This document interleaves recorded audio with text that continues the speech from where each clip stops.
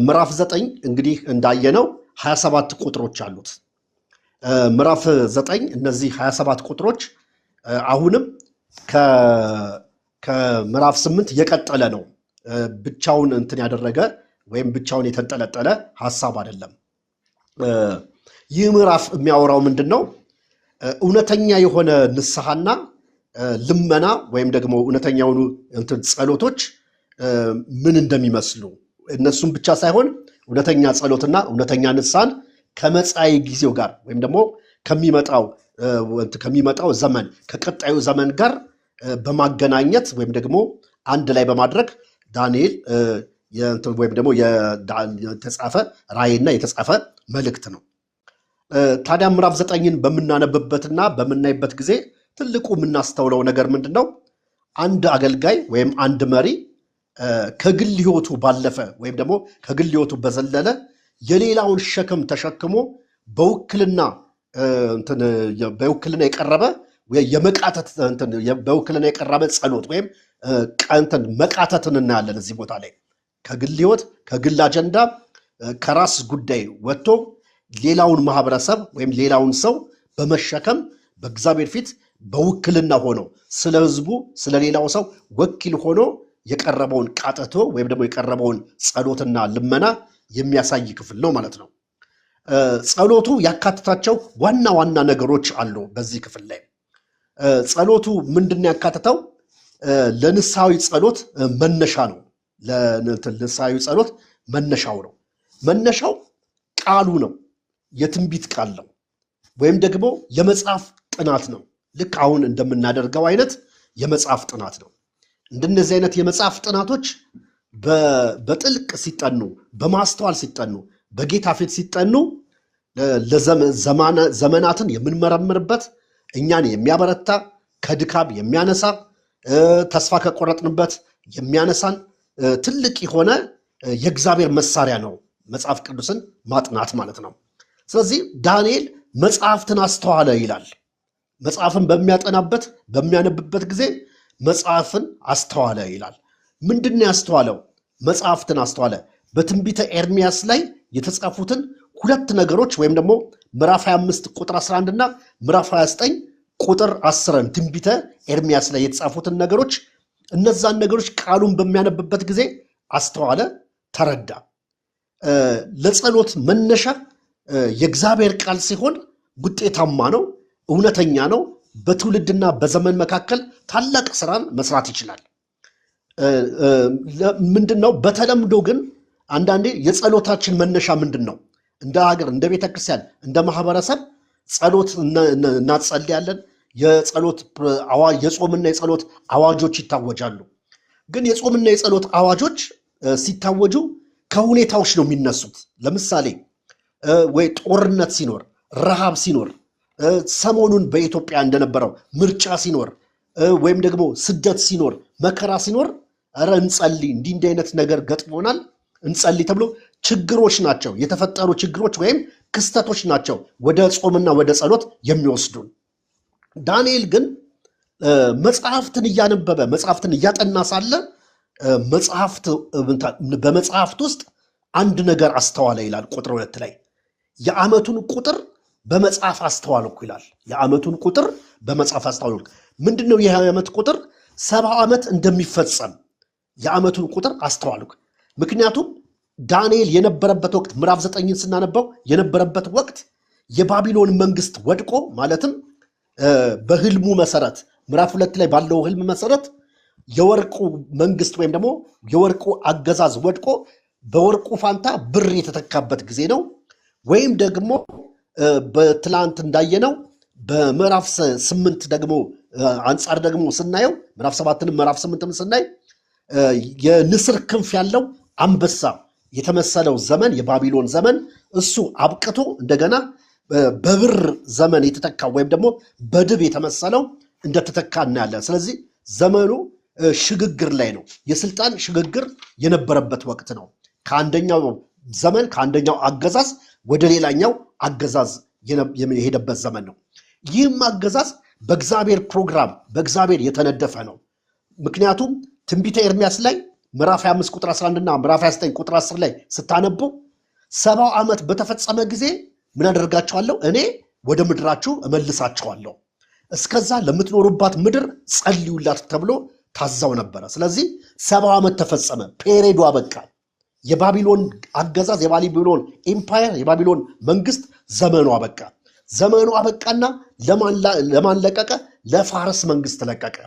በዚህ ውስጥ ዋናው ተዋናኝ ይህንን ታሪክ የሚዘውረው ዋናው ሰው ማን ነው? እግዚአብሔር ነው። እግዚአብሔር በታሪክ ላይ፣ በነገስታት ላይ፣ በመንግስታት ላይ፣ በህዝቡ ላይ፣ ህዝቡ ባልሆነው በዓለም ህዝብ ላይ ሁሉ ሉዓላዊና ጌታ የሆነ አምላክ ነው። ስለዚህ አስተዋለ፣ ይህንን ነገር አስተዋለ። 70 ዓመት እንደተፈጸመ አስተዋለ። ስለዚህ ይህንን ባስተዋለ ጊዜ የጸለየው ጸሎት ነው። ታዲያ ጸሎቱን፣ ጾምና ጸሎቱን ለምን ጸለየ ስንል ትንቢቱን ለማስፈጸም አይደለም። ጾምና ጸሎት የጸለየው በእርግጥ ትንቢትን ለማስፈጸም ይጸለያል ካለን እንደ ብሉይ ኪዳን ሐሳብ ለማስፈጸም ባይሆንም ግን ይጨንቃል አንዳንድ ጊዜ። ለምሳሌ ኤልያስ አክዓብን የዝናብ ውሽንፍር እጅግ ነው፣ ተነስ ታጠቅና ውጣ አለው። ኤልያስም አሸንፍጦ ከሰረገላው ፊት ይሮጥ ነበር ይላል። ትንቢት ነግሮታል። ዝናብ መጥቷል፣ ከባድ ዝናብ እየመጣ ነው፣ እንዳያበሰብሰ ወይም እንዳይመታ ጠራርጎ እንዳይወስድ ወደ ቤት ግባ አለው። አክዓብም ሰምቶ ታዞ ወደ ቤቱ ሲሄድ፣ ኤልያስ ግን ወደ ቀርሜሎስ ተራራ ነው የወጣው። ወጥቶ አንገቱን በጉልበቱ ስር ቀብሮ መጸለይ ጀመረ። ያውም የማያቋርጥ ጸሎት።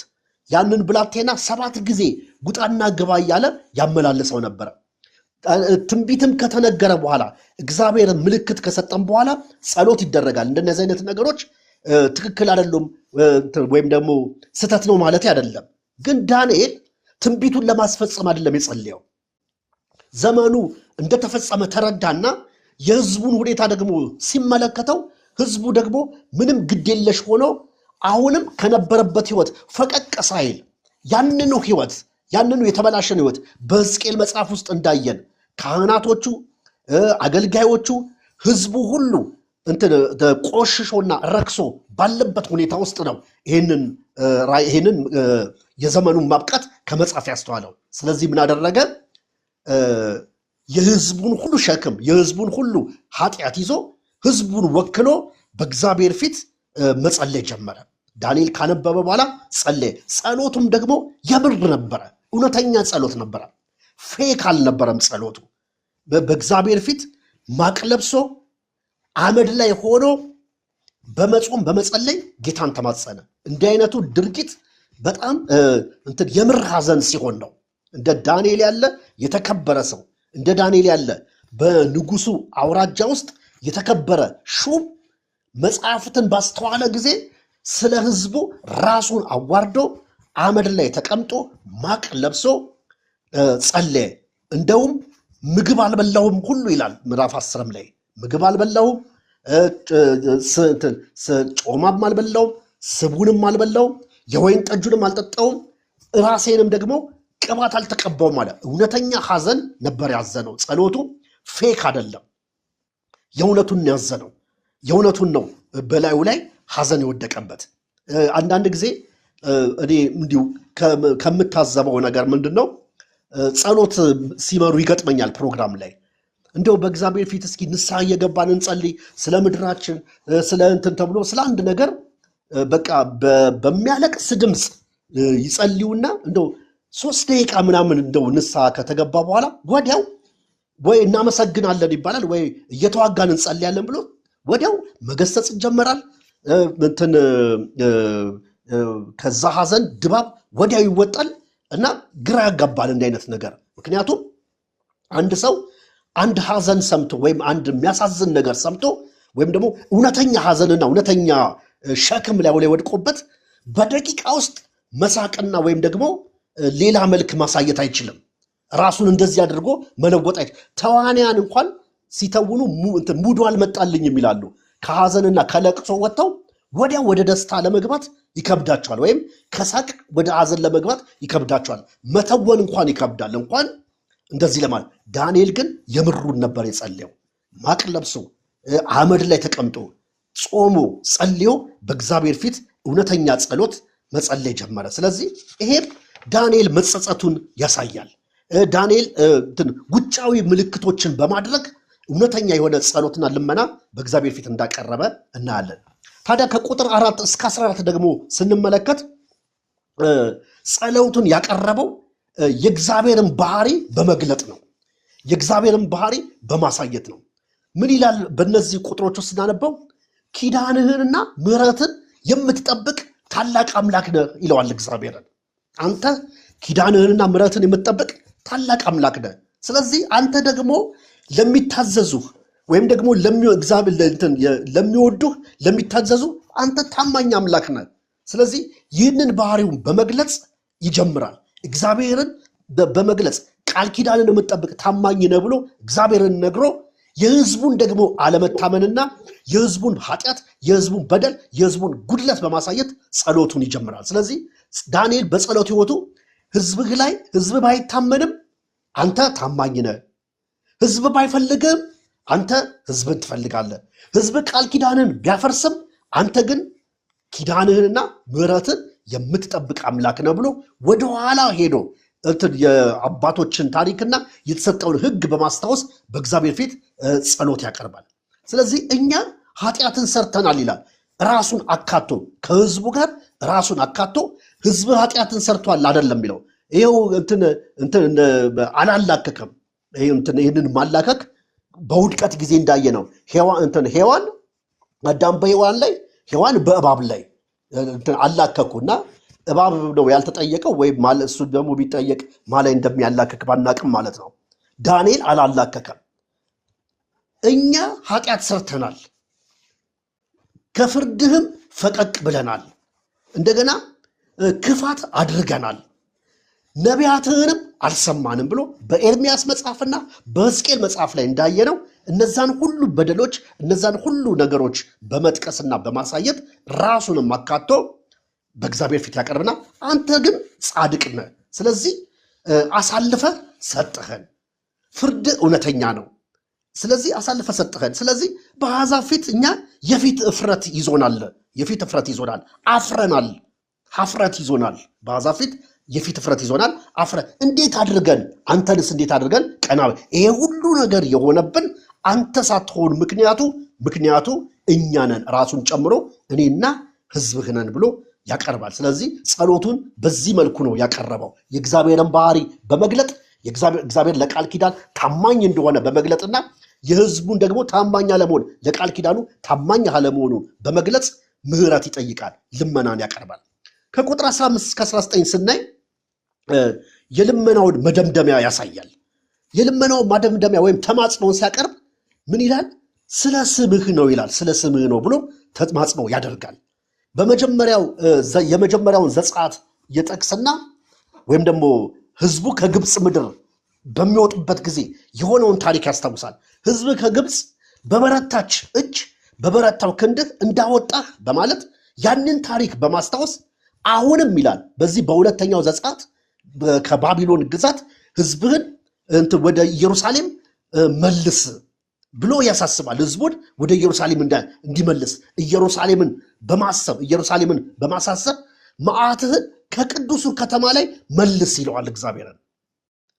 በቃ እኛ በድለናል፣ እኛ ኃጢአት ሰርተናል፣ ግን ስለ ስምህ ስትል መዓትህን ከቅዱሱ ከተማ ላይ መልስ ብሎ እግዚአብሔር አሁንም ደግሞ ህዝቡን ይቅር እንዲል እንደገና ደግሞ ምህረቱ እንዲያስብ የገባውን ተስፋ በሰባኛው ዓመት ትመለሳላችሁ ያለውን ነገር እንዲፈጽም እግዚአብሔር የቀድሞውን ነገር በማስታወስ ህዝብህ በጮሁ ጊዜ እግዚአብሔር ሰማቸው ብሎ ዘጸአትን በማስታወስ ህዝቡን ከግብፅ እንዴት አድርጎ በበረታች ክንድ እንዳወጣ በማስታወስ ይህንን በማስታወስ ከሁለተኛው ዘጸአት ጋር በማገናኘት ምልጃና ጸሎቱን ያቀርባል።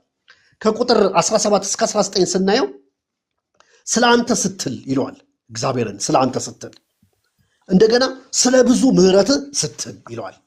እንደገና ስለ ስምህ ስትል ይለዋል። ስማን ይለዋል። ስለ ስምህ ስትል፣ ስለ ምህረት ስትል፣ ስለ አንተ ስትል ስማን እንጂ እኛ ስለ ጽድቃችን አይደለም በማለት እኛ ጥሩ ስለሆንን አይደለም። አሁን ጸሎታችንን ስማን የምንለው ቅዱስ ከተማን አስብ የምንለው እኛ ጥሩ ስለሆንን ታማኞች ስለሆንን አይደለንም። እንደውም እኛ ኃጢአት ሰርተናል፣ ከፍርድን ፈቀቅ ብለናል፣ ክፋት አድርገናል። ነቢያ የላካቸውንም ነቢያቶች አልሰማንም። እኛ በዚህ ሁኔታ ውስጥ ነው ያለን። ስለዚህ እባክህ ስማን፣ ስለ ስም ስትል ስማን፣ ስለ ብዙ ምሕረት ስትል ስማን፣ ስለ አንተ ስትል ስማን ብሎ ጸለየ። ዳንኤል ጸሎቱን ያቀረበበት መንገድ ይሄ ነው። የእግዚአብሔርን ኪዳን ታማኝነት በማንሳት ነው ጸሎቱን ያቀረበው። አንተ ኪዳንህንና ምሕረትን የምትጠብቅ ነው ብሎ ኪዳንና ምሕረቱን በማንሳት ጸሎቱን አቀረበ። እንደገና ደግሞ የእግዚአብሔርን ጽድቅና የሰውን የፊት እፍረት በማንሳት የሰውን ይፍረት አንተ ጻድቅ ነህ፣ እኛ ግን ሀፍረት ይዞናል፣ አፍረናል። በማረከን ህዝብ መካከልና በፊት አፍረት አለብን፣ አፍረናል። ምንም የምናነሳው የጽድቅ ነገር የለንም፣ ወይም የምናነሳው ጥሩ ነገር መልካም ነገር የለንም ብሎ ይህንን ያነሳል። እንደገና ደግሞ ትደግፈውና ይላል ትድግናውን ከእግዚአብሔር ምሕረት የመነጨ እንጂ ከሰው ጽድቅ አለመሆኑን አሁንም ለእግዚአብሔር ይናገርና ከዛ ስለ ስም ስትል ስለ ክብር ስትል እባክህ ቅዱስ ከተማን አስብ እኛንም አስብ ይላል። ስለ ስም ስትል ይህ ነገር እንዴት ነው? አንዳንድ ጊዜ በእግዚአብሔር ፊት በጸሎት በምንቀርብበት ጊዜ አንዳንድ ነገሮች ለምሳሌ የኢየሱስ ክርስቶስ ደም ከኃጢአት ሁሉ ያነጻል። ይሄ በዚህኛው በአዲስ ኪዳንም የኢየሱስ ደም የማያነጻው ኃጢአት የለም። ግን ትልቁ ችግራችን ምንድን ነው? እግዚአብሔር ይቅር ብሎን እግዚአብሔር ምሕረት አድርጎልን በተናዘዝነው ምሕረት አድርጎልን ራሳችንን ግን ይቅር ማለት ይከብደናል አንዳንዴ ማለት ነው። ስለዚህ ስለ ስም ስትል የሚለው ጸሎት፣ ስለ ክብር ስትል የሚለው ጸሎት በጣም ትልቅ ምስጢር የያዘ ነው። እግዚአብሔርን ለትድግና የሚያነሳሳው ነው። በቃ ስለ ስምና ስለ ክብር ቃል ኪዳንን የምትጠብቅ አምላክ ነህና ከአንተ አንጻር ብቻ ምሕረትንና ትድግናን አድርግልን የሚል ነው።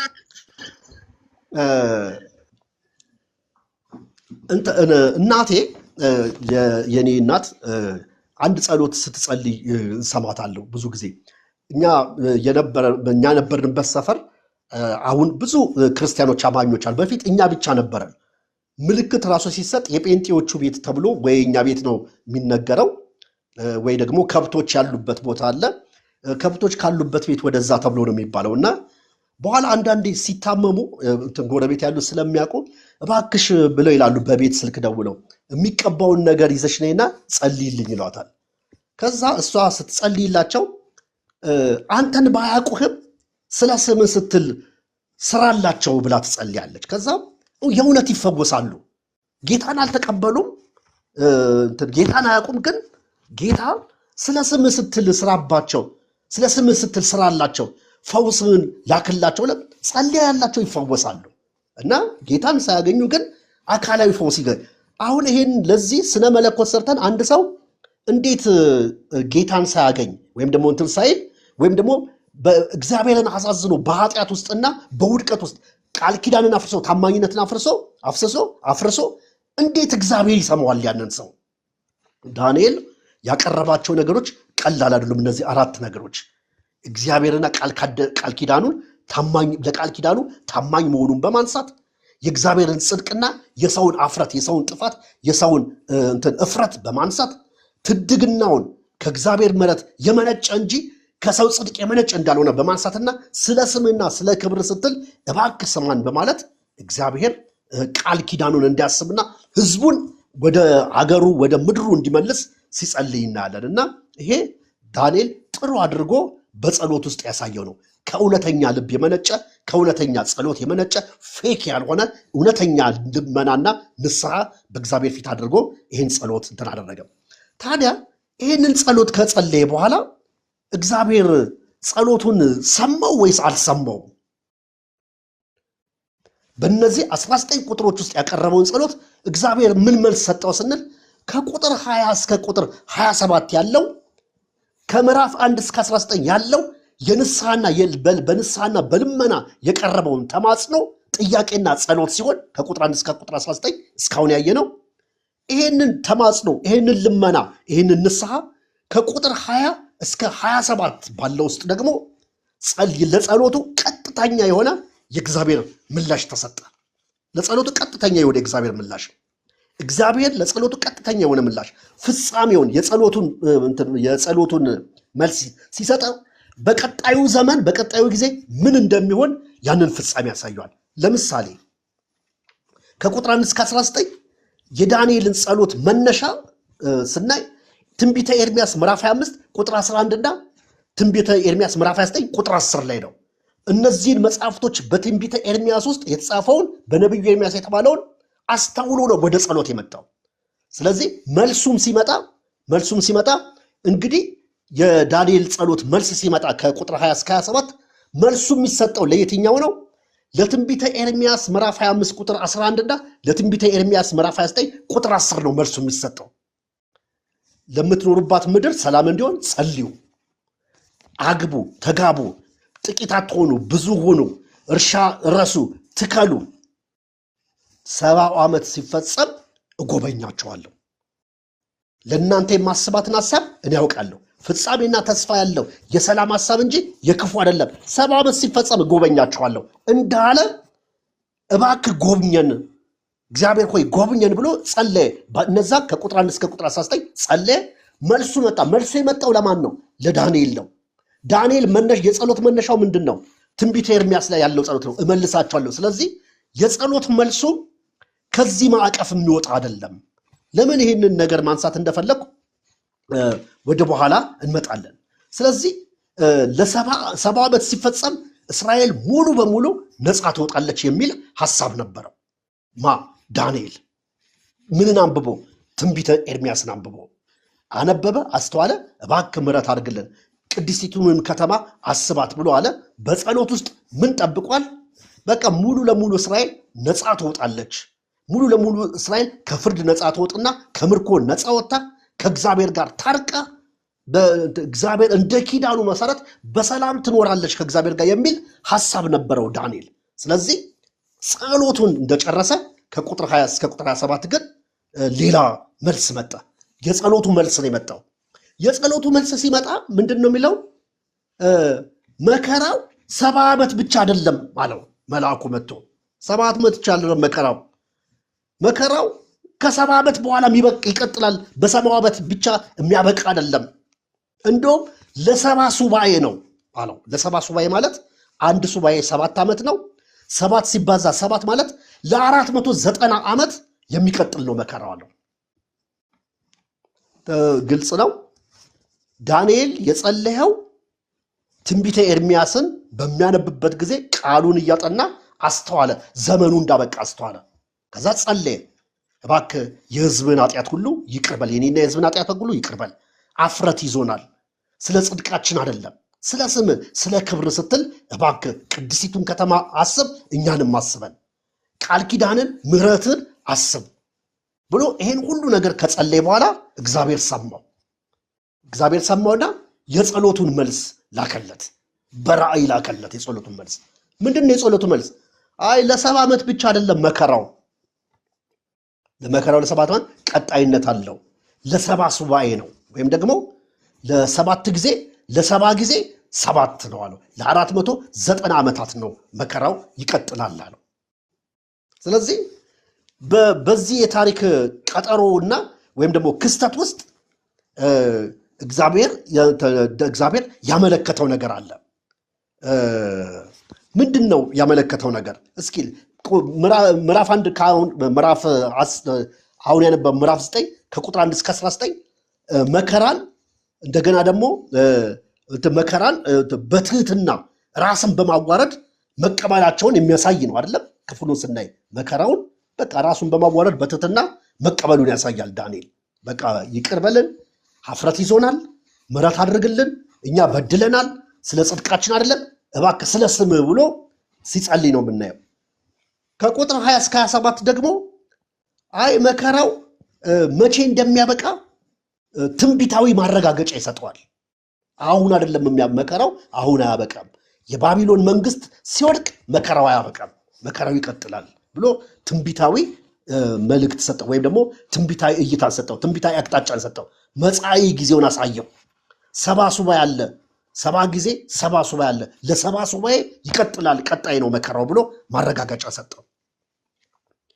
በምዕራፍ 1 ከማን ነው ከቁጥር 1 እስከ ቁጥር 19 የተጸለየው ጸሎት ከቁጥር 20 እስከ ቁጥር 27 ተመለሰ።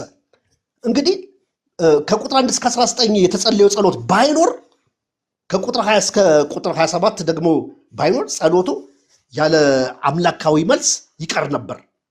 አሁን ዳንኤል ጸለየ፣ ራሱን አዋረደ፣ ስለ ስም ስትላለ ከዛ እግዚአብሔር መልስ ባይሰጠው ከቁጥር 20 እስከ ቁጥር 27 ያለው አምላካዊ መልስ ባይመጣ ኖሮ የጸሎቱ መልስ የት ነበረ? የለም ነበረ። ስለዚህ እግዚአብሔር ጸሎቱን ሰማለት ማለት ነው። ምዕራፍ 10ም ላይ አንዴ ገና እኮ ስትጸልይ ነው የሰማው ካለው እግዚአብሔር ጸሎትን ይሰማል።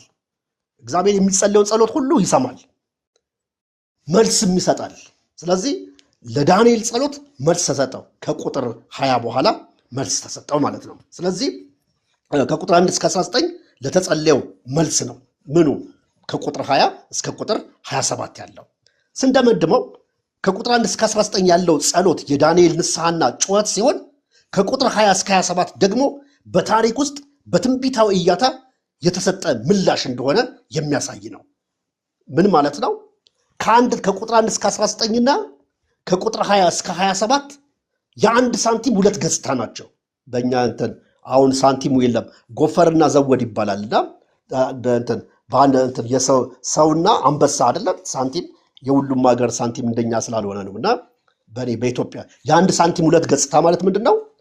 አንድ ሳንቲም ነው። በዚህኛው የሰው ምልክት አለው፣ በዚህኛው ደግሞ የአንበሳ ምልክት አለው። በዚህኛው ምዕራፍ 19 ምዕራፍ 1 ምዕራፍ 9 ከ1 እስከ 19 ነው። ምዕራፍ 9 ከ1 እስከ 19 የተጸለየው ጸሎት መልስ አገኘ። በየትኛው? በጀርባው በኩል ከ20 እስከ 27 ማለት ነው። ግልጽ ነው።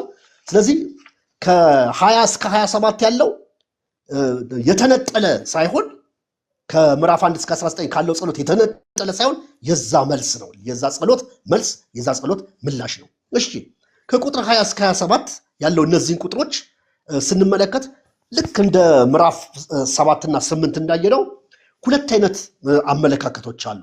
ሰባ ሱባኤውን በተመለከተ አንደኛው አመለካከት መጻኢ ጊዜን አመላካች ነው፣ ገና ወደፊት የሚፈጸም ነው፣ በስነ ፍጻሜ ወይም ደግሞ በዘመን ፍጻሜ የሚያበቃ ነው የሚል አመለካከት አለ።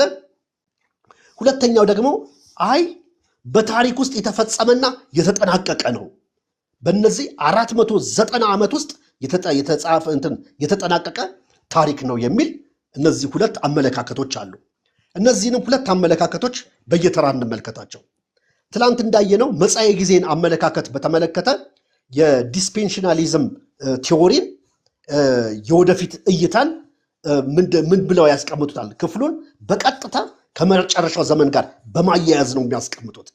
ስነ ፍጻሜያዊ ትምህርት ነው ያለው ብለው ያምንትን ያደርጋሉ። ለዚህም እንደ ማስረጃ እንደሚያቀርቡት ቅድም ሲነበብ እንደሰማ ነው ከቁጥር 20 እስከ ቁጥር 27 ውስጥ ባለው ሲነበብ እንደሰማ ነው 69 ሱባኤዎች አሉ። 69 ሱባኤዎች አሉ። 70 ሱባኤ ነው። አንዱ ሱባኤ ሲቀር 69 ሱባኤዎች አሉ። ህዝቡ ወደ ተስፋይቱ ምድር ከገባበት ቀን ጀምሮ ማለትም ከምርኮ መልስ ጀምሮ መሲሁ ኦሳና ተብሎ እስኪቀበሉት ድረስ ለመሞት ጥቂት እስኪቀረው ድረስ ያለውን ዘመን እነዚህ ሲደምሯቸው ሲቆጥሯቸው እነዚህ በጊዜ ቀመር የሚያምኑት ሲቆጥሯቸው 483 ዓመት ይመጣሉ። 483ን ለሰባት ስታካፍሉት 69 ይመጣል። 69 ሱባኤ ማለት 483 ዓመት ማለት ነው። ስለዚህ 69ኙ ሱባኤዎች የተፈጸሙ ታሪክ ናቸው ብለው ያምናሉ ዲስፔንሽናሊስቶቹ። በጊዜ ቀመር የሚያምኑት የተፈጸሙ ታሪኮች ናቸው። እንዴት? ከባቢሎን ምርኮ ወጥተው ወደ ተስፋይቱ ምድር ከገቡበት ጊዜ ጀምሮ መሲሁን ኦሳና በአርያም ክብር ለአርያም ብለው እስከተቀበሉበት ጊዜ ድረስ 69 ሱባኤ ነው ብለው ይናገራሉ። ከዛ ቁጥር 26 ላይ መሲሁ ይገደላል የሚል ቃል አለ። ቁጥር 26 ላይ ምዕራፍ 9 ቁጥር 26 ላይ መሲሁ ይገደላል ይላል።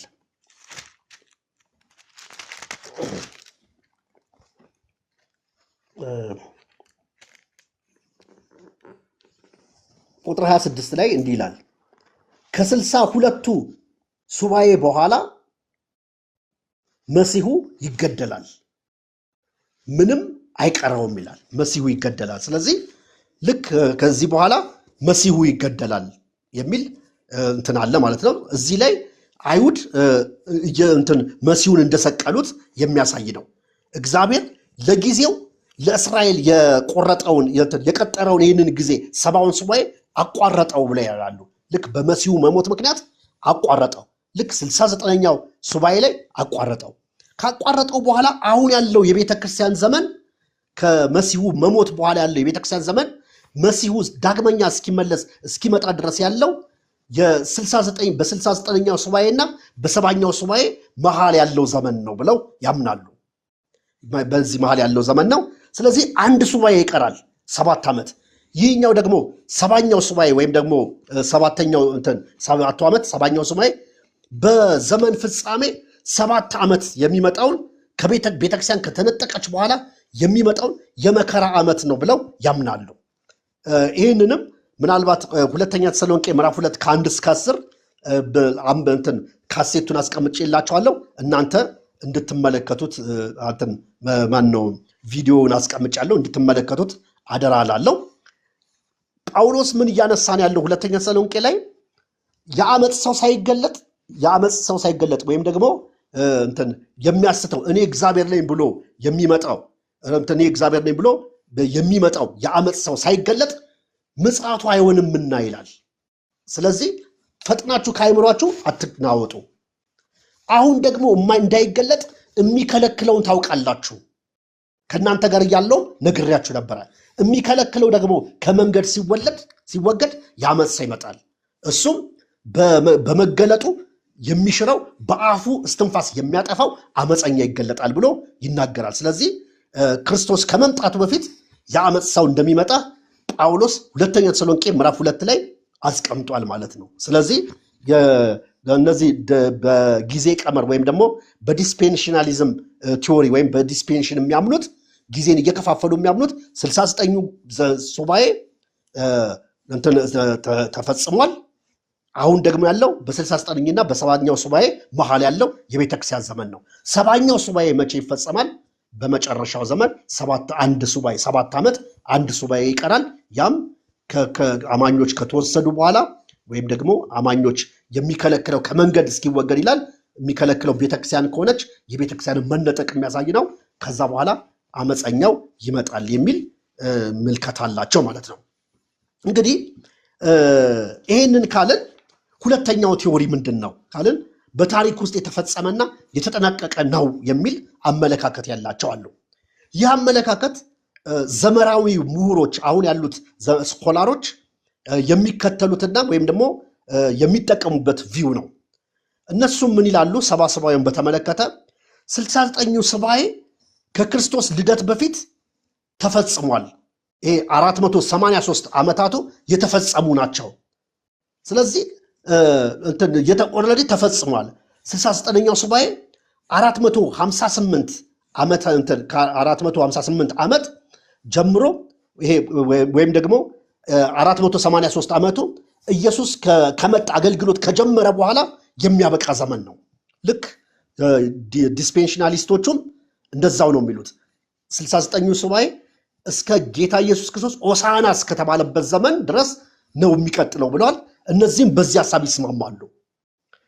69ኙ ሱባኤ ሲቆጥሩት ይሄኛው 483 ዓመት ሲቆጥሩት አይሁዳውያን ከምርኮ ወጥተው ወደ ሀገራቸው ከገቡበት ጊዜ ጀምሮ 483 ዓመት ሲቆጠር ዘመኑ መቼ ነው? ኢየሱስ ተወልዶ አገልግሎት ከጀመረ በኋላ ያለበት ዘመን ላይ ያበቃል። ስለዚህ 69ኙ ሱባኤ በተመለከተ የታሪካዊ ስነ መለኮት የሚያጠኑትና ወይም ደግሞ በጊዜ ቀመር ዘመንን ከፋፍለው የሚያጠኑት ሁለቱም ተመሳሳይ ሐሳብ አላቸው፣ አይለያዩም። 69ኙ ሱባኤ የሚያበቃው ምን ላይ ነው ብለው ይናገራሉ? ኢየሱስ በነበረበት ዘመን የሚያበቃ ነው። ታዲያ ለምን አልቀጠለም? 70ኛው ሱባኤ ለምን አልቀጠለም ሲባሉ በጊዜ ቀመር የሚያምኑት ዲስፔንሽናሊስቶቹ ምን ይላሉ? እግዚአብሔር መሲሁ በመሞቱ ምክንያት አሁን አይሁዳዊ እንዲህ አይነትን ነገር በማድረጋቸው ምክንያት አቋረጠውና ዘጋው። ስለዚህ ይህ የተቋረጠው ይቀጥላል። መቼ? በመጨረሻው ጊዜ የቀረው አንድ ሱባኤ በመጨረሻው ዘመን ቤተክርስቲያን ከተነጠቀች በኋላ ያ ታላቅ መከራ ይሆናል። ስለዚህ የመከራው ዘመን 70 ዓመት ወይም 70 ሱባኤ የመከራው ዘመን እዛ ጋር ይፈጸማል ብለዋል። እነዚህም ልክ እንደዚሁ ያምናሉ። ምን ያምናሉ? 483 ዓመቶቹ እነዚህ ማለት ክርስቶስ ወደዚህ ምድር መጥቶ አገልግሎት እስከጀመረበት ዘመን ድረስ ያለውን ዘመን ነው። ሲቆጠር እንደዛ ይመጣል ማለት ነው። 69 ሱባኤ ይመጣል ማለት ነው። ታዲያ ቁጥር 26 ላይ ያለውን መሲሁ ይገደላል የሚለውን የኢየሱስን መሞት ነው ብለው ያምናሉ። የኢየሱስን መሞት ነው ብለው ያምናሉ። ልክ እንደ ዲስፔንሽናሊስቶቹ እነሱም ያምናሉ። ከዛ ግን ምን ይላሉ? የቀረው 70 ሱባኤ ሲል የቀረውስ የመጨረሻው አንዱ ሱባኤ 7 ዓመት ሲባሉ እነዚህ ታሪካዊ ስነ መለኮትን የሚያምኑት በሰባው ዓመት ቲቶስ የሚባለው ቄሳር መጣና ኢየሩሳሌምን አጠፋት፣ ከተማዋን አጠፋ፣ ብዙ ህዝብ ገደለ። በጣም ብዙ ህዝብ ነው፣ የብዙ ህዝብ ደም ፈሰሰ። አይሁዳውያን በጠቅላላ ከምድራቸው ተነቅለው ወጡ። መቅደሱ ፈረሰ። እስካሁን መቅደሱ አልተሰራም። የዘውትር መስዋዕቱ ተቋረጠ። ቁርባናቸውን ማቅረብ አልቻሉም። ቅድስቲቱ ከተማ ፈረሰች። ይሄ ሁሉ ነገር ሆነ። ስለዚህ በትንቢተ ዳንኤል ምዕራፍ 9 ላይ ያየናቸው ምዕራፍ 8ም ላይ ያየናቸው እነዛ ክስተቶች ሁሉ እነዛ ትንሹ ቀንድ ሲመጣ ይፈጠራሉ የተባሉት ክስተቶች ሁሉ በ70 ዓመት ተፈጸሙ። ስለዚህ 70ኛው ሱባኤ የእስራኤል የመከራ ዘመን 70ኛው ሱባኤ እስራኤል ከባቢሎን ወደ ምድሯ ከተመለሰች ጀምሮ 70ኛው ሱባኤ እነዚህ 490 ዓመት ልክ የሚያበቃው የትኛው ላይ ነው? 70ኛው ዓመት ላይ ነው። ቲቶስ የሚባለው ቄሳር ያንን ድርጊት እንደፈጸመ ነው። እውነትም እስራኤላውያኖች ተበተኑ። 1948 ላይ ነው እንደገና ወደ ምድራቸው የተመለሱት። ስለዚህ እነዚህ ሁለቱ አመለካከቶች እንዳሉ ሆነው በ69 ሱባኤ ሁለቱም ይስማማሉ። በመሲሁ መገደልም ሁለቱም ይስማማሉ። እነዛ የመሲሁ መገደል ላይ እግዚአብሔር የሱባኤውን የመከራ እንትን አቋረጠውና መቼ ፈጸመው ይላሉ? በመጨረሻው ዘመን ኢየሱስ ከመምጣቱ በፊት ከመጣ በኋላ ቤተክርስቲያን ከተነጠቀች በኋላ 7 ዓመት የመከራው ዘመን የመጨረሻው 70ኛው ሱባኤ ነው ብለው ያምናሉ። ታሪካዊ ስነ መለኮትን የሚያስተምሩት ደግሞ 69 ሱባኤ በእርግጥም ኢየሱስ በምድር ላይ እስከመጣበት ዘመን የሚያሳይ ነው። መሲሁ ይገደላል ስለሚል በእውነትም ተገድሏል። ልክ ነው። ታዲያ አንዱ ሱባኤ ቲቶ የሚባለው ወይም ቲቶስ የተባለው ቄሳር በ70 ዓመተ ምህረት መጥቶ ኢየሩሳሌምን አወደማት፣ መቅደሱን አፈረሰ፣ ብዙ ህዝብ ገደለ። የቀሩትም አይሁዳውያን ከተማውን ለቀው ወጡ። ስለዚህ 70ኛው ሱባኤ ያ ነው። ስለዚህ ከቁጥር 1 እስከ 19 ዳንኤል የጸለየው ጸሎት መከራው የሚያበቃው መቼ ነው? እባክህ መከራው ያብቃ፣ ስለ ስም ስትል ይቅር በለን፣ ቅድስቲቷን ምድር አስባ ሲለው እግዚአብሔር ምን አለው? እሺ ብሎ እዛ ጋር ታሪክን አልዘጋም። መከራው ይቀጥላል። ለመቼ? ለ70 ሱባኤ ይቀጥላል ብሎ አለው። ስለዚህ እነዚህ ሁሉ የመከራ ጊዜያቶች እንደሆኑ 70 ሱባኤውን በዚህ መሰረቱ እንደተፈጸመ እናያለን ማለት ነው። ስለዚህ ዋናው ማሳሰቢያ ምንድነው? በዚህ ውስጥ የምናገኘው ዳንኤል ለከተማይቱና ለህዝቡ የጸለየው ጸሎት ፋይዳው ምንድን ነው ካለን በስነ ፍጻሜ ተፈጻሚ ከሆነ ትንቢቱ የተቀጠረው ከምርኮ መልስ በኋላ ባለው ዘመን ያለምንም መቋረጥ ነው ይላሉ።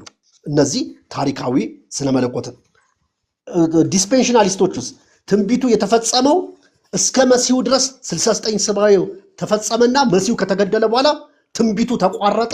ከዛስ በመጨረሻው ዘመን በስነ ፍጻሜ ቤተክርስቲያን ከተነጠቀች በኋላ ትንቢቱ ፍጻሜ ያገኛል ብለው እነዚህ ሁለት ሙግቶች በዚህ መልኩ አሉ ማለት ነው። ይህን ይመስላል ምዕራፍ 9። ምዕራፍ 10 እንግዲህ የበለጠ እናንተ አጥኑት ማለት ነው። በዚህ መልኩ አጥኑት። በዚህ መልኩ ሌሎችንም መጽሐፍቶች እያገላበጣችሁ አዳብሯቸው ማለት ነው። ምዕራፍ 10 ከቁጥር 1 እስከ 21 ቶሎ ቶሎ እናያለን። ይህ ክፍል ደግሞ መንፈሳዊ ውጊያን የሚያሳይ ነው። በብሉይ ኪዳን የሚገኘው ምናልባትም ብቸኛ ክፍል ነው። በእርግጥ እግዚአብሔር ስለ ድብቅ ጦር ያወራል፣ ስለ ድብቅ ጦር ይናገራል። ድብቅ ጦር ተነሳ ብሎ ይናገራል።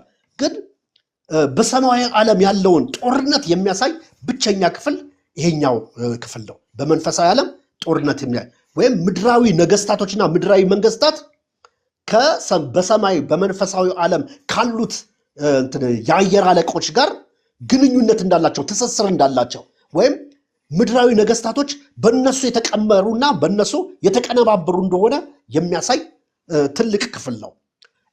ይሄ ክፍል ይሄ ምዕራፍ የማይረሳ ምዕራፍ ነው። ምናልባት ከተወሰነ ዓመት የዛሬ 20 ምናምን ዓመት አካባቢ እንደዚህ ይመስለኛል በፓስተር ዳን ስለሺ ኦፕን ሄቨን የተሰኘ በጣም ከአይምሮዬ የማይጠፋ ከብዙዎቻችንም ደግሞ ልብ ውስጥ የማይጠፋ ጥሩ ስብከት አለ። ኦፕን ሄቨን የሚል ማለት ነው፣ የተከፈተ ሰማይ የሚል በዳንኤል ምዕራፍ 10 ላይ በጣም ድንቅ የሆነ ስብከት አለ። ያንን ፈልጋችሁ ብትሰሙት ትታነጹበታላችሁ። ድሮ በኦዲዮ ካሴት ሲዲ ሳይመጣ በኦዲዮ ካሴት እና እንደገና በቪኤችኤስ የሰማነው መልእክት ነው ማለት ነው። ዳንኤል ምን ይላል እዚህ ክፍል ላይ? የመናፍስቱ ዓለም ተዋረድ አለው ብሎ ሊያሳየን ይሞክራል። ተዋረዳቸውን ያሳየናል። የፋርስ መንግስት አለቃ ተቋቋመኝ ይላል። ሰይጣንን ዲያብሎስን ነው፣ እሱን ያሳያል። እንደገና ገብርኤል የተባለ በስም የተጠቀሰ መላእክት ያሳየናል። ከዛ እንደገና የመላእክት አለቃ ሚካኤል ብሎ ደግሞ ያንንም ያሳየናል። ስለዚህ የመናፍስቱን ዓለም ተዋረድ እንዳለው የራሳቸው ስልጣን እንዳላቸው በዚህ መልኩ ክፍሉ ገልጾልናል። ሌላው ሁለተኛው የጾምና የጸሎትን ስነ መለኮት ያስቀምጥልናል። ጾምና ጸሎትን በተመለከተ ስነ መለኮቱን ያስቀምጥልናል። የተለየ ጾም እናያለን እዚህ የ21 ቀን ጾም።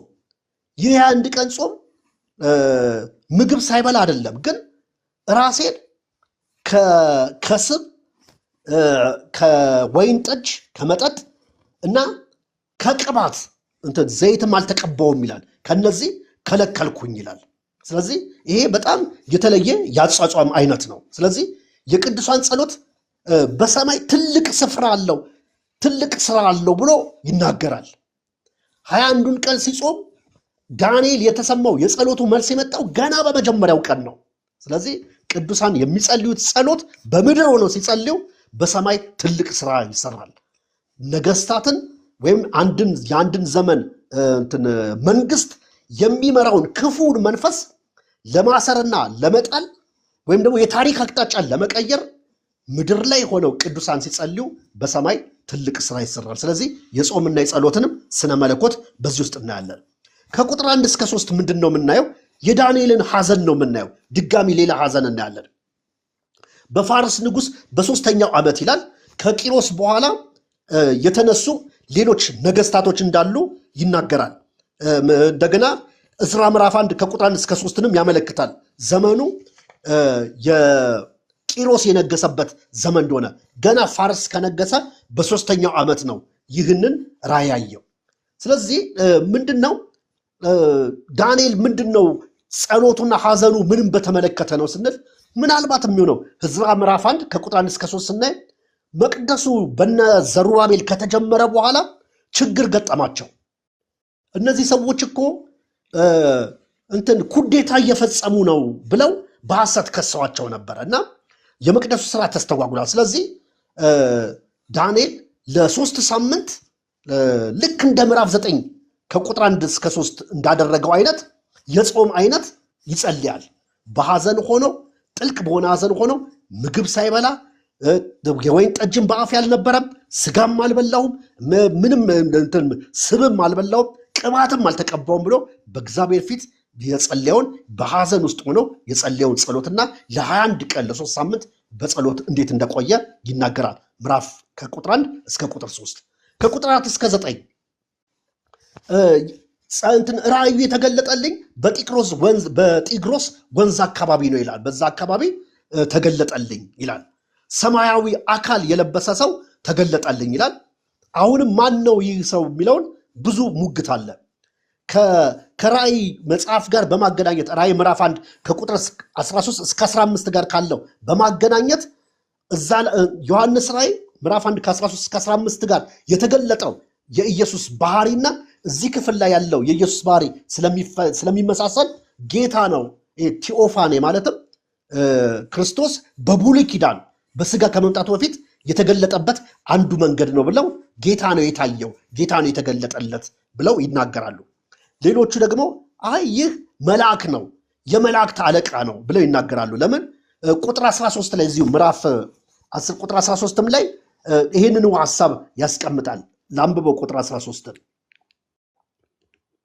ነገር ግን የፋርስ መንግስት አለቃ 21 ቀን ተቋቋመኝ፣ ከዋነኞቹ አለቆች አንዱ የሆነውን ሚካኤልን ሊረዳኝ መጣ፣ እኔም በዛ ከፋርስ ንጉሥ ጋር ተውኩት ይላል። ስለዚህ ሚካኤልን ነው የመላእክት አለቃ ሚካኤልን ነው ወይም ደግሞ ይሄን ወይም ደግሞ ላቅ ያለ የመላእክት አለቃን ነው ያየው ይላሉ።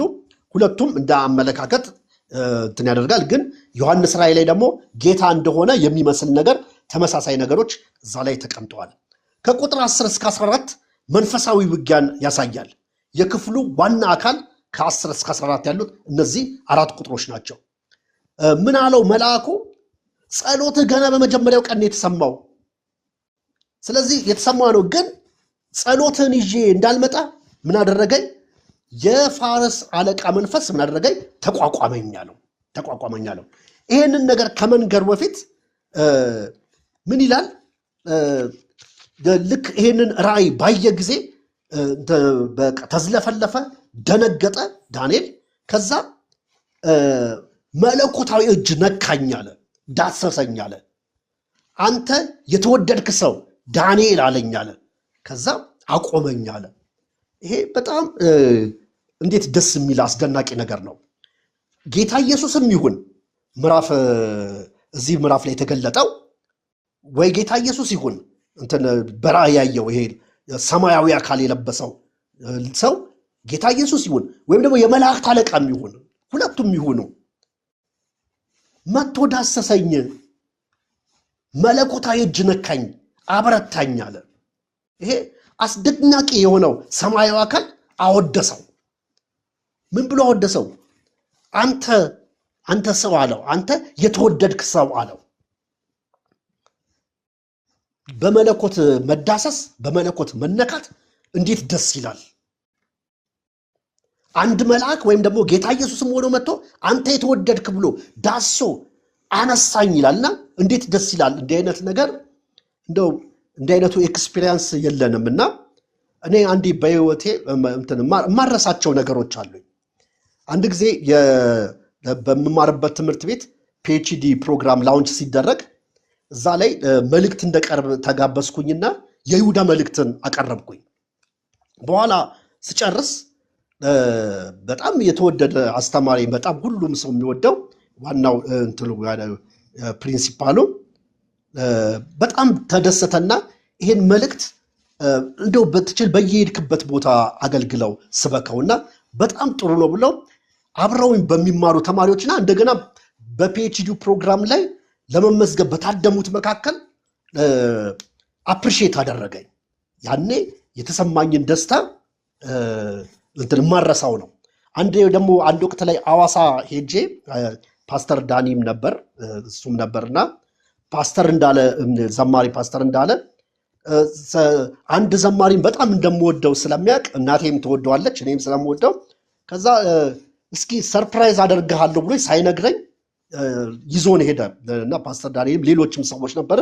ልክ ያንን ዘማሪ ሳይውና መዝሙር ሲባል አይችልም ያንተን ሲባል ከነቁጥሩ ይላል ብሎ እንደው አስቆ ነገረውና በኋላ ሳገኘው የተሰማኝ ደስታ አይኖቼ ሁሉ እንባ ግጥም አላቸውና በሰዎች እንኳን በአስተማሪዎቻችን ወይ በምንወዳቸው እንኳን መንፈሳዊ ሰዎች አፕሪሺየት መደረግና እንትን መደረግ እንደዚህ አይነት ስሜት ካለው ያ ሰማያዊ አካል ጌታ ኢየሱስ ወይም ደግሞ መልአክ ወይም ደግሞ ሚካኤልም ከሆነ ሚካኤል መጥቶ ዳሰሰኝና አለ በመለኮታዊ እጅ ነካኝ፣ ዳሰሰኝና አነሳኝ። ከዛስ አንተ የተወደድክ ሰው ዳንኤል አለኝ አለ። እግዚአብሔር ይመስገንና ይሄ በጣም ትልቅ ነገር ነው። በምርኮ ምድር ውስጥ ላለ ግራ ለተጋባ የህዝቡን ኃጢአት ለተሸከመ በጾም በጸሎት በጭንቀት ውስጥ ላለ ለደቀቀ ሰው በቃ ለተጎዳ ሰው ብቻዬን ነኝ ለሚል ሰው መለኮታዊ ማጽናናትና መለኮታዊ እጅ መጥቶ ሲዳሰሰው እንዴት ደስ የሚል ነገር ነው። ስለዚህ ዳንኤል ተደናግጧል፣ ዝሏል፣ ጉልበት ከርቶታል፣ ግን እግዚአብሔር አስነሳው። ስለዚህ እነዛ የአሕዛብ ነገስታት እግዚአብሔር እነዛን ያለ እየሾመና እየሻረ አንዱን ሲያስነሳ አንዱን በዛ ዘመን በጸሎት በታማኝነት የኖረው ሰው የተሰጠው ስም ምንድነው? አንተ የተወደድክ ዳንኤል ሆይ ብሎ እጄን ይዞ አስነሳኝ ይላል። ከዛ ምን አለው? ገና እኮ በመጀመሪያው ቀን ስትጸልይ የተሰማኸው አለው። እግዚአብሔር ይመስገን ገና በአንደኛው ቀን ተሰምተሃል። ምንድነው ጸሎቱ? የፋርስ መንግስት አለቃ ለ21 ቀን ተቋቋመኝ፣ ግን እዛ ትቼ ይሄን መልስ ለአንተ መንገር ስላለብኝ ነው እኔ የመጣሁት። እሱን ለሚካኤል ትቼ ለአንተ ደግሞ ይህን ልነግርህ ነው የመጣሁት አለው።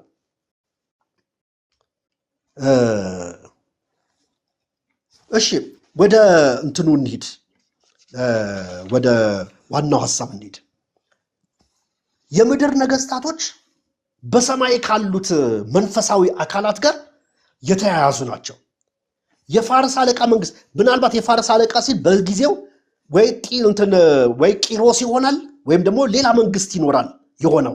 ግን ያ መንግስት ያ ንጉስ ግንኙነቱ ከማን ጋር ነው? አየር ላይ ስልጣን ካለው አለቃ ጋር ነው። ዳንኤል ደግሞ ግንኙነቱ ከማን ጋር ነው?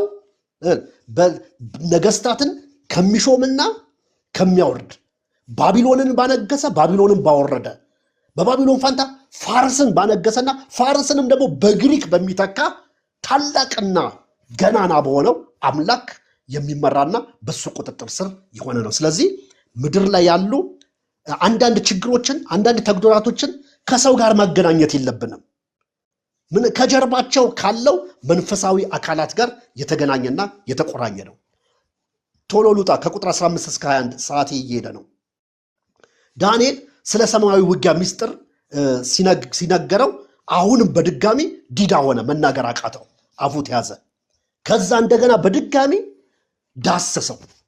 ቁጥር 10 ላይ ዳሰሰውና ከዛ ከንፈሩን ነካው፣ መናገር ጀመረ። የመጀመሪያው ንክኪ የመጀመሪያ መለኮታዊ እጅ ሲነካው በእግሩ አቆመው። የደከመውን ሰው የዛለውን ሰው ደንግጦ የተዝለፈለፈውን ሰው በእግሩ አቆመው። አንተ የተወደድ ካለው በእግሩ አቆመው። ሁለተኛው ንክኪ ደግሞ አፉን ነካው፣ አፉን ከፈተው። ከቁጥር 18 እስከ 19 ደግሞ ሶስተኛ ንክኪ እንደገና ለሶስተኛ ጊዜ ነካው፣ አበረታው። በአንድ ክስተት ውስጥ 3 ጊዜ መለኮታዊ እጅ ነካው። ከዛ ነካ፣ አበረታኝ አለ። ይህም ደግሞ ምንድነው? ውስጣዊ ጥንካሬ ሰጠኝ፣ አበረታኝ፣ ኢንከሬጅ አደረገኝ። ከዛ ባየሁት ነገር ከደቀቁበት ነገር ምን አደረገኝ? ሲነካኝ ያጅ ምን አደረገ? አበረታኝ፣ ተነሳው፣ ቀና አልኩኝ፣ ብድግ አልኩኝ አለ። እግዚአብሔር ይመስገን። ውስጣዊ ነገርን ነው። የተወደድክ ሰው ሆይ አትፍራ አለው። ሰላም ላንተ ይሁን አለው። በርታ፣ ጽና አለው። ማን የተባለው እንደዚህ የምታስታውሱት? ጌዲዮንን በወይን መጥመቂያ ውስጥ ሆኖ ሲል አንተ ጽና፣ በርታ አለው። ስለዚህ ይህ ሰላማዊ ቃል ጉልበት ስለሆነው ቀጣዩን ለመስማት ተዘጋጀ። ቀጣዩ ታዲያ ምን ነበረ? ከቁጥር 20 እስከ 21 ስናነባው ቀጣዩ የዓለም መንግስታትን አሰላለፍ ነገረው። የጸሎቱ መልስ የዓለም ነገስታትን አሰላለፍ ነገረው። ወደ አንተ የመጣሁበት ምክንያትን ታውቃለህ አለው ሲነግረው ለዳንኤል። ወደ አንተ የመጣ ለምን ወደ አንተ እንደመጣው ታውቃለህ? ጦርነት ገጥሞኝ ሚካኤልን እዛ ትቼው እኔ መልሱን ይዤ ለምን እንደመጣው ታውቃለህ አለው። አሁንም የመጣሁት አለ የፋርስን አለቃ እዋጋ ዘንድ ነው አለ። እመለሳለሁ አለው። የፋርስን አለቃ እዋጋ ዘንድ እመለሳለሁ። እኔም ስወጣ ከዛ በኋላ አለው የፋርስን አለቃ እዋጋለሁ፣ የግሪክ መንግስት ይመጣል አለው። የግሪክ መንግስት ይመጣል። ስለዚህ ወደ አንተ የመጣሁበት ዋና ምክንያት የፋርስን አለቃ እየተዋጋሁት ነው፣ የአለቃውን መንፈስ እየተዋጋሁት ነው። እሱ ነው ዋጋና ከመታሁት በኋላ ከዛ ምን ያደርጋለሁ? ምድር ላይ ባለው መንግስት በሌላ መንግስት እንዲሸነፍ አደርገውና የግሪክን መንግስት አመጣለሁ፣ የግሪክ መንግስት ይመጣል አለው። የፋርስ አለቃን መንፈስ ተዋግቶ ሲያሸንፍ ከዛ ሌላ መንግስት ይመጣል አለው። ያም የግሪክ መንግስት ነው አለው።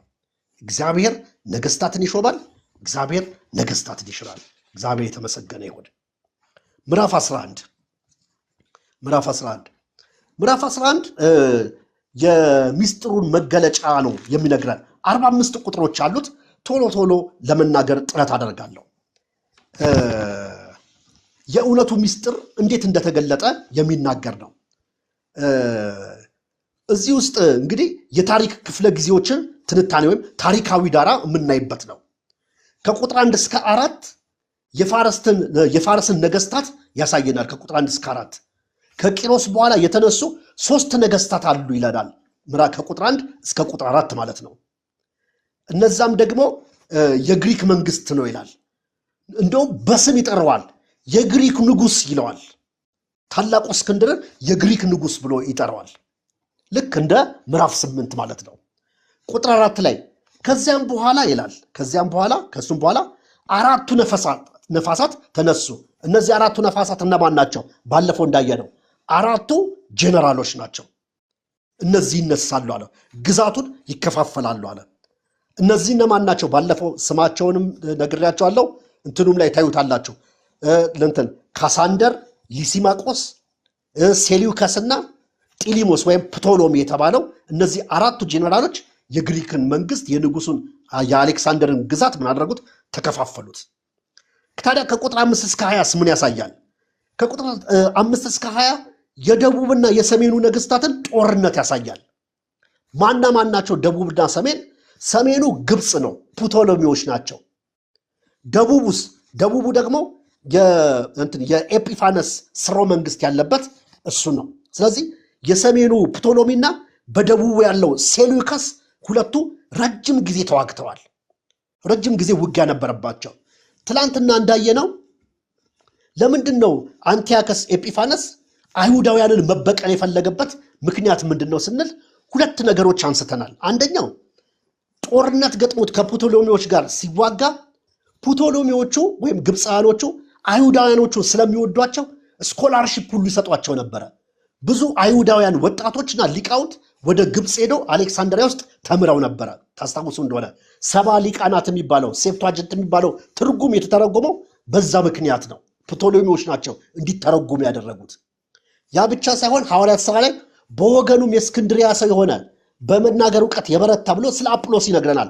አጵሎስም ሌሎችም ሰዎች እዛ አሌክሳንድሪያ ከተማ ውስጥ የግሪክን ፍልስፍናና እውቀት እንደገና ብሉይ ኪዳንን በብሉይ ኪዳን በመጽሐፍት እውቀት የበረቱ ምሁራኖች ነበሩ። ስለዚህ ይህንን የልብ ማዘንበል ስላወቁ አይሁዳውያን እንዲተባበሩት ለውጊያ እንዲተባበሩት ሲጠይቅ ለሴሉኮሶችን ሲጠይቁት አይሁዳውያኖች እምቢ አሉ። ሄደን ፕቶሎሚዎችን አንወጋም፣ ግብፅን አንወጋም ብለው ተናገሩ። በዚህ ምክንያት ቂም ይዞባቸዋል። ሁለተኛው ቂም የያዘው ምንድን ነው?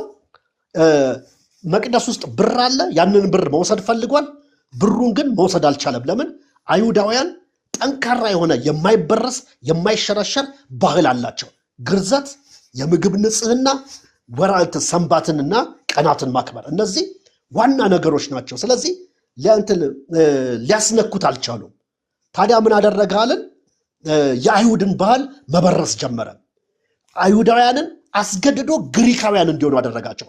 ቋንቋ እንዲማሩ አደረገ። አምፊቲያትር አዘጋጀ። ነፃ ትግል ተጫዋቾችን እያመጣ ያለ ውስጥ ሱሪ እንዲታገሉ አደረጋቸው። ከዛ በኋላ መገረዝን እንደ ፋሽን እንዲወስዱ አደረገ። የአይሁድን ባህል እንክትክቱን አወጣው። የሚገድለውን ገደለ፣ የሚያጣላውን አጣላ፣ የሚያቃጥለውን መጽሐፍ አቃጠለ፣ የመቅደሱን መስዋዕት አስቀረ፣ ዚዮስ የተባለውን ጣዖት አምጥቶ በመቅደስ አቆመ። አታላይ የሆነ በጣም ቅልስልስ የሆነ አስመሳይ የሆነ ቀስ ብሎ ግን በተንኮልና በሴራ አይሁዳውያንን በትንትኑን አወጣቸው፣ ወይም ከእግዚአብሔር እንዲርቁ አደረጋቸው። ይሄ አንቲያክስ ኤጲፋነስ የተባለው ነው። ከቁጥር 1 እስከ 35 እናገኘዋለን። ቁጥር 1 ላይ በማታለል ይመጣል ይላል፣ በማታለል ይነግሳል ይላል። ቁጥር 21 ላይ ንጉስ ነው፣ ግን በማታለል ነው የሚነግሰው። ምዕራፍ 8 ቁጥር 25 ላይ ትናንትና እንዳየለየ ነው። እዛም ላይ አታላይና ተንኮለኛ ነው ይለዋል። አታላይና በተንኮል የተሞላ ነው ይለዋል ምዕራፍ 8 ቁጥር 25 ላይ። ስለዚህ ሽንገላ ያለበት በሴራ የተሞላ በሴራና በሽንገላ በማታለል ስልጣኑን የያዘ ነው። ስለዚህ ስልጣኑን ስለያዘ ሊቀ ካህናቱን ሁሉ አጣላቸው። እነዛን 2 ሊቀ ካህናቶች አጣላቸው እርስ በርስ። ባህላቸውን በረዘው። ስለዚህ ይሄንን በማድረግ የቅድስቲቱን ከተማ ተዋጋት። ከቁጥር 21 ጀምሮ እንደምናነበው መቅደሱን አረከሰ፣ የዘውትር መስዋዕቱን አስቀረ፣ በመቅደስ የዜስን ጣዖት አስቀመጠ፣ አሳማ አሰዋ። የጥፋትን ልጅ እርኩሰት የተባለው እዚሁ ክፍል ላይ ቅድም ያነበብነው የጥፋትን ልጅ እርኩሱን መስዋዕት ወይም የጥፋትን ልጅ በተቀደሰ ስፍራ ስታዩ አንባቢው ያስተውል ያለው ኢየሱስ ክርስቶስም ይህንን ሁሉ ነገሮች አደረገ። ከቁጥር 32 እስከ ቁጥር 35 ስንመለከት የህዝቡ መከፋፈልና ወይም ደግሞ አመፅ በማድረግ እርኩሰትን በማድረግ ቅድስቲቱን ሀገር አስጨነቃት ይላል። አንቲያከስ ኤጲፋነስ ማለት ነው። ይህን ሁሉ ነገር አድርጎ አስጨነቀ። ታዲያ አንድ ትልቅ ቃል እናገኛለን። ነገር ግን ይላል በዚያን ዘመን ይህ ሁኔታ ባለበት አንቲያከስ ኤጲፋነስ መጥቶ ዓለምን በሚያስጨንቅበት ጊዜ፣ ኢየሩሳሌምን ባስጨነቀበት ጊዜ፣ አይሁዳንን ባስጨነቀበት ጊዜ፣ መቅደሱን ባረከሰበት ጊዜ፣ የዘውትር መስዋዕቱን ባስቀረበት ጊዜ፣ ህዝቡን ግሪካዊ እንዲሆን አድርጎ ህዝቡን ዓለማዊ እንዲሆን በዚህ ቋንቋ ወይም ደግሞ ሄለኒስት እንዲሆን ለባህሉና ለወግ ለትውፊት ታማኝ የነበረው ማህበረሰብ ለባህሉ ለትውፊት ግዴለሽ እንዲሆን፣ ለግርዘት ግዴለሽ፣ ለህጉ ግዴለሽ እንዲሆን አድርጎ ህዝቡን በእንደዚህ አይነት ነገር አጠላልፎ በተንኮልና በሴራ እንደዚህ ባጠላለፈበት ዘመን ይላል በዚህ ዘመን ውስጥ አምላካቸውን የሚያውቁ ህዝቦች ግን ይበረታሉ ያደርጋሉ ማለት እግዚአብሔር ይመስገን። በእንደዚህ አይነት በቀውጢ ጊዜ፣ በእንደዚህ አይነት የስነ ምግባር የሞራል ጉድለት ባለበት ጊዜ፣ አምልኮተ እግዚአብሔር በጠፋበት ጊዜ፣ በዚህ ጊዜ ውስጥ አምላካቸውን የሚያውቁ ህዝቦች ይበረታሉ ያደርጋሉ ይላል። ታዲያ እነዚህ ህዝቦች እነማን ናቸው ስንል ኤጲፋኖስ በኢየሩሳሌም ላይ የግሪክን ባህል አምጥቶ በመጫን ህዝቡን ባረከሰበት ዘመን፣ በዚያን ጊዜ የአይሁድን ባህል በበረዘበት ዘመን፣ በዚያን ጊዜ መቅደሱን ባረከሰበት ዘመን፣ በዚያን ጊዜ ማቲቲያስ የተባለ ልጅ ሰው የሱ ልጆች ይሁዳ መቃቢስ የሚባል ሰው ልጆቹንና ጥቂት ማህበረሰቡን ይዞ ቤተሰቡን ይዞ ይሄንን ነገር እምቢ ብሎ ይሄንን ነገር በዚህ ነገር ላይ አምጾ በክህደት ላይ አምጾ ቅዱሳት መጻሕፍትን ሰብስቦ ሸሸ። ይሄንን አመጽቶ ሸሸ። አምላካቸውን የሚያውቁ ህዝቦች ይበረታሉ። ለእንደዚህ አይነት የአመፅ አሰራር፣ ለበረታ የአመፅ አሰራር፣ ከተማን ሀገርን ለዋጠ ሲስተምን ሁሉ ለተቆጣጠረ ታላቅ የሆነ ለአመፅ አሰራር እምቢ በማለት አሻፈረኝ በማለት ምን አደረጉ? ትተው ወጡ ከተማውን። አምላካቸውን የሚያውቁ ህዝቦች ምን ያደርጋሉ? ይበረታሉ። ስለዚህ ተቃወሙና አንረክስም ብለው ሸሹ። አንረክስም ብለው ጥለወጡ። መቃቢስ ተባለ፣ መዶሻ ማለት ነው። መቃቢያን ይባላሉ እነዚህ ሰዎች። ትተው ወጡ። ታዲያ ምን እንማራለን?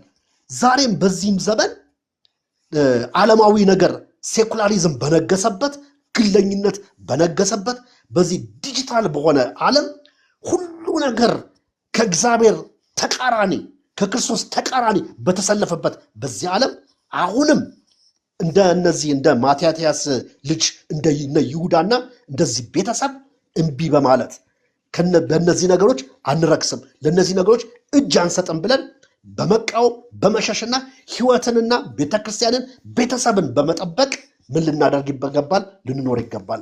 አምላካቸውን የሚያውቁ ህዝቦች ይበረታሉ ያደርጋሉ። ሌሎቹስ በረከሱበት ዘመን፣ ሌሎቹ በጠፉበት ዘመን አምላካቸውን የሚያውቁ ግን ይበረታሉ ያደርጋሉ ይላል። እግዚአብሔር ይመስገን። ምዕራፍ 12 ከ1 እስከ 13 ቁጥሮች አሉት። ይህም የመጨረሻውን ዘመን የፍጻሜ ታሪክ የሚያሳይ ነው። ሙሉ ለሙሉ ስነ ፍጻሜያዊ ነው። ከቁጥር 1 እስከ 3 በምንመለከትበት ጊዜ በምዕራፍ 11 ላይ የታየው ይሄ የአታላዩ ንጉስ መጥቶ ወይም የሱ ጭቆናና ከዛ ወደ ዘመን ፍጻሜ ይሻገራል። ልክ ከአታላዩ ንጉስ ከኤጲፋኖስ ጭቆና አይሁዳውያንን ካስጨነቀበት ወይም ከተማውንና ቅዱሳንን ካረከሰበት ታሪክ ይመጣና ቀጥታ ወደ መጨረሻው ዘመን ይሻገራል። ወደ መጨረሻው ዘመን ሲሻገር ምን ይላል? የሙታን ትንሣኤን ያነሳል፣ ሁሉም ይነሳሉ ይላል። ትንሣኤ ጻድቃን ብቻ አይደለም የሚነሱት፣ የሰው ዘር በሙሉ ነው በትንሣኤ የሚነሳው። የሰው ልጆች በጠቅላላ ኃጢአተኞችም አመፀኞችም ራሱ ኤጲፋነስንም ጨምሮ ሌሎችም ቄሳሮችን እነ ናቡከደነጾር የሰው ልጅ በጠቅላላ የማይሞትና የማይበሰብስ አካል ለብሶ ይነሳል። ይሄ በዳንኤል መጽሐፍ ውስጥ የምናገኘው ስነ መለኮት ነው። ሁሉም ይነሳል።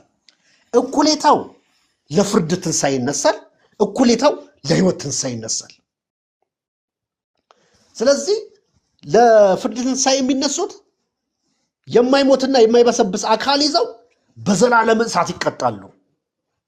ጻድቃኖች ደግሞ የማይሞትና የማይበሰብሰውን አካል ይዘው ከክርስቶስ ጋር ከአምላካቸው ጋር በመንግስቱ ለዘላለም ይኖራሉ። ስለዚህ የሰው ልጆች በጠቅላላ ከሙታን ይነሳሉ። እኛ ብቻ የምንነሳ መስሏችሁ ከሆነ ተሳስታችኋል። ሁሉም ነው፣ የሰው ልጅ በሙሉ ነው የሚነሳው። ግን ተነስቶ ለፍርድ ይቆማል። ግማሹ በግራው ግማሹ በቀኝ እንደ ማቴዎስ ወንጌል፣ እንደ ዳንኤል 12ስ ለፍርድ ትንሣኤና ለህይወት ትንሣኤ ይነሳሉ ሁሉም ብሎ ቁጥር 2 ላይ ይናገራል። የሙታን ትንሣኤ አለ። ይህም የሙታን ትንሣኤ ለህይወት ትንሣኤና እኩሌታው ደግሞ ለፍርድ ነው፣ ለጉስቁልና ነው ብሎ ይናገራል። ግን ለጉስቁልና ለፍርድ ወደ እሳት ባህር ለመጣልም ምን አለ? ትንሣኤ አለ። የማይሞት የማይበሰብስ ለብሰው ይነሳሉ፣ ሙታን ሁሉ ይነሳሉ። ቁጥር 3 ላይ ጥበበኞችና ይላል ጥበበኞችና ሰዎችን ወደ ጽድቅ የሚመልሱ እንደ ከዋክብት ለዘላለም ይደምቃሉ ብሎ ይናገራል። ክብራቸው ጊዜያዊ አይደለም፣ ምድራዊ አይደለም፣ ዘላለማዊ ነው ብሎ ይናገራል። ከቁጥር 4 እስከ 7 ደግሞ የዘመኑን ፍጻሜ ሚስጥር ይናገራል። መጽሐፉን በማተም ዳንኤል ሲጠይቅ አይ እንትን አለው፣ እንደውም ሂድ አለው።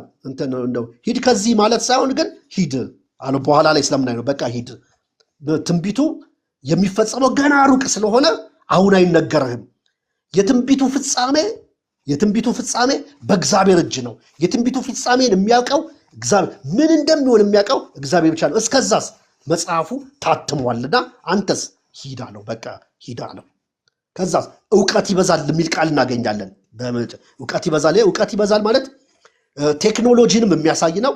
ቴክኖሎጂንም እንደዚህ አሁን ይሄ እኮ አሁን እናንተን ሁሉ በአንድ ላይ ተሰባስበን የምናየው እውቀት እኮ ስላለ ነው። ቴክኖሎጂንም የሚያሳይ ነው። የትንቢትን ቃልም ለመረዳት የመረዳትን ችሎታ እናገኛለን የሚል ነው። በመጨረሻ ዘመን እውቀት ይበዛል ይላል። ከቁጥር 8 እስከ 13 የዳንኤል ጥያቄ ምንድን ነው? የዚህ ሁሉ ነገር ፍጻሜ ምንድን ነው ብሎ አለው።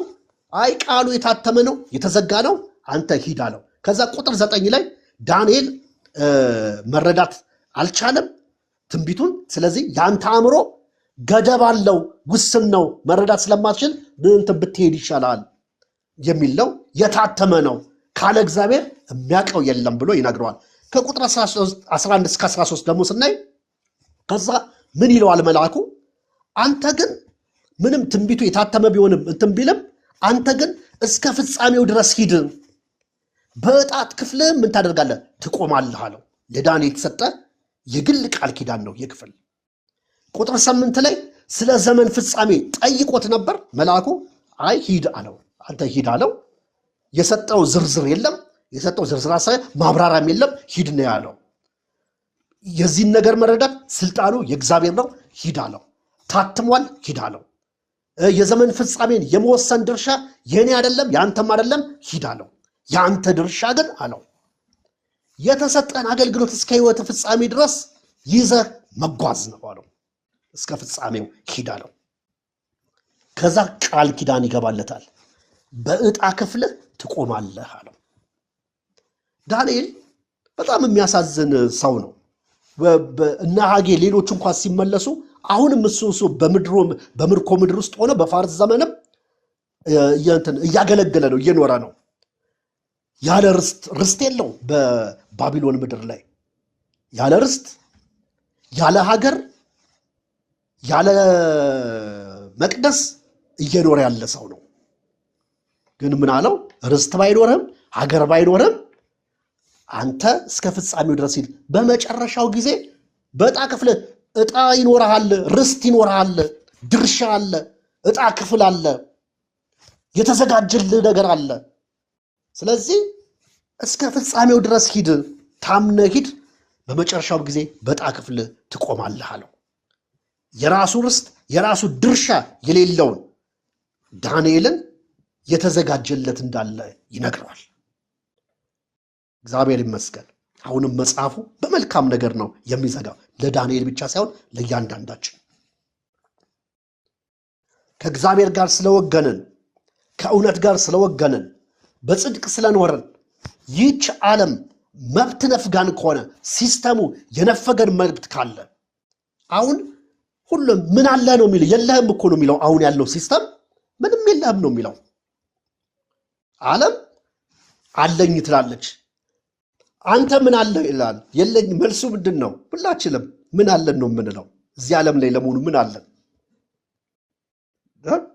መልሳችን ምንድን ነው? የኔ መልስ ምንም ነው፣ ምንም ነው።